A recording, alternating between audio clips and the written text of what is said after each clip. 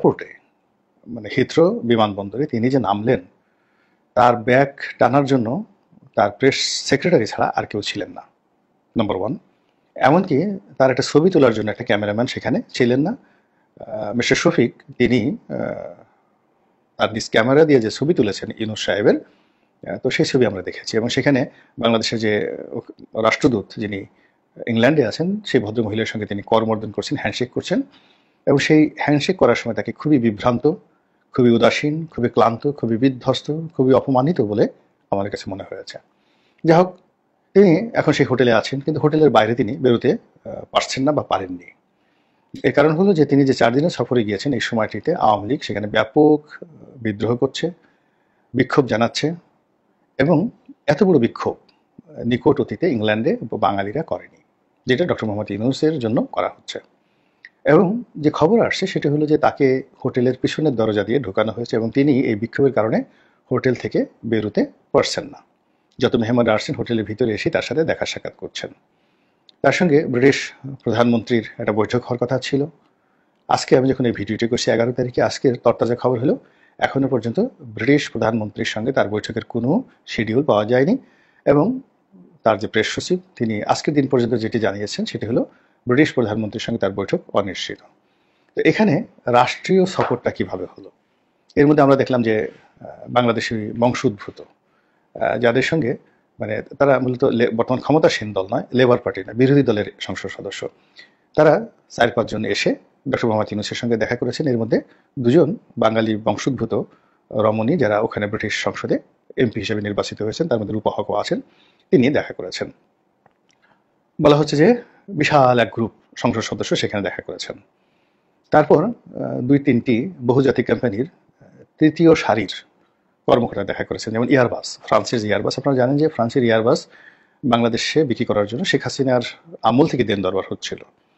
তো সেই এয়ারবাস কোম্পানির একজন ভাইস প্রেসিডেন্ট, প্রধান ব্যক্তি নয়, ভাইস প্রেসিডেন্ট, তিনি ডক্টর মোহাম্মদ ইউনূসের সঙ্গে দেখা করতে এসেছেন। যদি শেখ হাসিনার জমানায় হতো তাহলে এই ভাইস প্রেসিডেন্ট বাংলাদেশ বিমানের ম্যানেজিং ডিরেক্টরের সঙ্গে দেখা করতে পারতেন না। সেখানে সিভিল এভিয়েশনের চেয়ারম্যান কিংবা বিমানমন্ত্রী বা শেখ হাসিনার দপ্তরে গিয়ে তার কোনো সচিবের সাথে এই যে এয়ারবাস কোম্পানির ভাইস প্রেসিডেন্ট তিনি দেখা করবেন, এটা কল্পনাই করা যেত না। আর শেখ হাসিনা যদি ইংল্যান্ডে যেতেন তার সঙ্গে তো প্রশ্নই আসে না। কিন্তু আমরা যে জিনিসটা দেখলাম যে সেই ভদ্রলোক অফিসে গেছেন, ডক্টর মোহাম্মদ ইউনূস কাছুমাছু করে বসে আছেন, পাজামা পরে, মানে প্যান্টের উপরে পাঞ্জাবি, পাঞ্জাবির উপর কোটি, তো সেটি নিয়ে তিনি বসে আছেন। আর তার সামনে ওই যে ভাইস প্রেসিডেন্ট, তিনি একেবারে পায়ের উপর পা তুলে অ্যাজ ইট ইজ, মানে এটা না দেখলে আপনার ছবিটার বডি কন্ট্যাক্ট দেখলে বুঝতে পারবেন যে এয়ারবাস কোম্পানির ভাইস প্রেসিডেন্ট ডক্টর ইউনূসের সামনে যে বডি ল্যাঙ্গুয়েজ প্রদর্শন করেছেন, ওটা আমাদের বাঙালি জাতির সকলের উপর রীতিমতো চপেটাঘাত। আর তো ওখানে আপনাদের মনে আছে যে শেখ হাসিনার জমানাতে একবার জন কেরি, মার্কিন পররাষ্ট্রমন্ত্রী, তিনি বাংলাদেশে এসেছিলেন।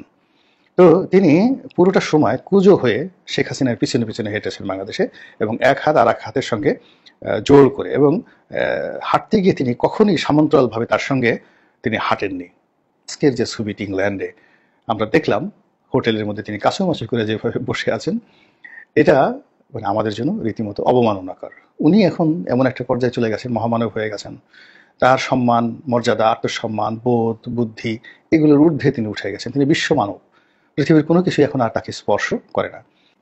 এখন উনি এই যে ইংল্যান্ডে গেলেন, আমি ভেবে পাইনি উনি কেন গেলেন, কি দরকার ছিল। তিনি যদি এই সময়টাতে বাংলাদেশে বসে বসে একটু নামাজ কালাম করতেন, তসবিহ তাহলিল করতেন, জিকির করতেন, তার যদি জিকিরে ভাব আনার জন্য ওই যে কয়েকজন মানে ডিজে হুজুর আছেন, মুর্শিদ আমার গলার মালা, খুব সুন্দর সুন্দর এখন জিকির আছে না, যেগুলো শুনলে এমনি নাচতে ইচ্ছা করে। তো এরকম তিনি কাওয়ালির আসর বসাতে পারতেন, যমুনাতে জিকিরের আসর বসাতে পারতেন। বা বাংলাদেশে অনেক আন্তর্জাতিক মানের যাকে বলা হয় কারি রয়েছেন, যারা বিশ্বের বিভিন্ন রাজপ্রাসাদে গিয়ে রাজা বাদশাদের যে মাহফিল হয়, কোরআনের মাহফিল হয়, সেটা আয়াতুল্লাহ রুহুল খামেনি বলেন, মিশরের প্রেসিডেন্ট বলেন, মরক্কোর বাদশাহ বলেন, এই সমস্ত রাজকীয় অনুষ্ঠানে কোরআন তেলাওয়াত শোনাতে যান বাংলাদেশের এরকম অনেক কারি আছেন বিশ্বনন্দিত। তো তাদেরকে ডেকে এই সময়টিতে তিনি যদি এরকম একটি মাহফিল করতেন এবং বাংলাদেশে যত আলেম ওলামারা আছেন তাদেরকে দাওয়াত করতেন, খাওয়াতেন, এরকম একটা মাহফিলে তার যমুনা যে বাসভবন সেটার মধ্যে যে পবিত্রতা আসতো, তা না করে তিনি সেই ইংল্যান্ডে গেছেন। তারপর শেষে আমি এটা বুঝিও না যে এই মানুষগুলো কেন এত ঘন ঘন বিদেশে যায়। প্লেনে যায়, মানুষ মদ খায়, আপনি খান বা না খান, কিন্তু আশেপাশে সেই রেড ওয়াইন সার্ভ করছে। তারপর শেষে যা কিছু হচ্ছে ওগুলো আপনাকে দেখতে হবে। আপনি যখন বিদেশে যাবেন, সেখানে খাবার দাবারের কোনো হালাল নাই, হারাম নাই, শুয়োরের মাংস থেকে শুরু করে যা কিছু আছে। আর সেখানে ধরেন আমাদের বাংলাদেশে সবকিছুই তো হালাল। তো এই পরিবেশ ছেড়ে কেন মানুষ বিদেশে যায় আমি এটা বুঝতে পারি না। তারপরে যেত ওইভাবে ধরুন একেবারে ব্রিটিশ প্রধানমন্ত্রী তাকে রিসিভ করার জন্য এসছে, তার সঙ্গে বাইলেটারাল রিলেশন হচ্ছে, যদিও ইংল্যান্ডের সাথে আমাদের এরকম কোনো ব্যবসা বাণিজ্য নেই এই মুহূর্তে। তারপর যদি রাষ্ট্রীয় পর্যায়ে কোনো ইনভেস্টমেন্ট হতো, তা না করে উনি একটা এনজিওর দাওয়াতে সেখানে গেছেন, গিয়ে যে বিশ্রী একটা পরিবেশে পড়েছেন, যেভাবে তাকে নিয়ে ট্রল হচ্ছে, যেভাবে তাকে গালাগাল করা হচ্ছে, এবং ওখানকার যে কমিউনিটি লিডার তারাও তাকে পাত্তা দিচ্ছেন। আর ইংল্যান্ডের তো যাকে বলা হয় যারা গুরুত্বপূর্ণ ব্যক্তি, তারা উনি কেন আসছেন, কি আসছেন, এটা নিয়ে রীতিমতো ঠাট্টা মস্করা শুরু হয়েছে। ফলে ওনার এই যে লন্ডন সফর, এটি রীতিমতো ওনার যে ইমেজটাকে লন্ডভন্ড করে দিয়েছে। এবং ওনার কারণে আমাদের বাংলাদেশের যতটুকু ইমেজ ছিল এই সময়টাতে, সেটাও হুমকির মুখে পড়ে গেছে।